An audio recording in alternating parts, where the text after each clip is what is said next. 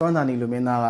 စပူးမတက်လို့လေတကယ်ကိုစမ်းနေကောင်းတော့မဟုတ်ဘူးလေစွမ်းအရက်မောင်းကလည်းရှည်ရလည်းမဟုတ်ဘူးဖူးကလည်းမဟုတ်ဘူးအသားရည်ကတော့ဖွေးဥနေတာဘယ်လိုမြန်မာကလည်းရတယ်စိတ်ရှိုးဒဏ္ဍာရတယ်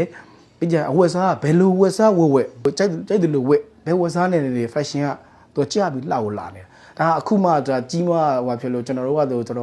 သူ14 15ကလေးကျွန်တော်တို့ပေါင်းလာဖြစ်တဲ့သူငို့တို့ထိုင်နေကောင်မလေးကြနေတာအဲ့လောက်ကိုချော်ရလေသူစွမ်းငို့တို့ထိုင်နေကိုအဲ့မှာငို့တို့ထိုင်နေကျွန်တော်တို့အရှိမကအောင်ဘေးပါစွမ်းမှာငို့တို့ထိုင်နေကိုအောက်ကပိတ်တဲ့ကစွမ်းကိုကြည့်ရတာအဲ့လောက်ကိုစွမ်းတာနေရဲ့ဟိုစံကောင်းတာခလေးကလေးစံကောင်းတာချောတာလေအဲ့လိုကိုချောတာ तू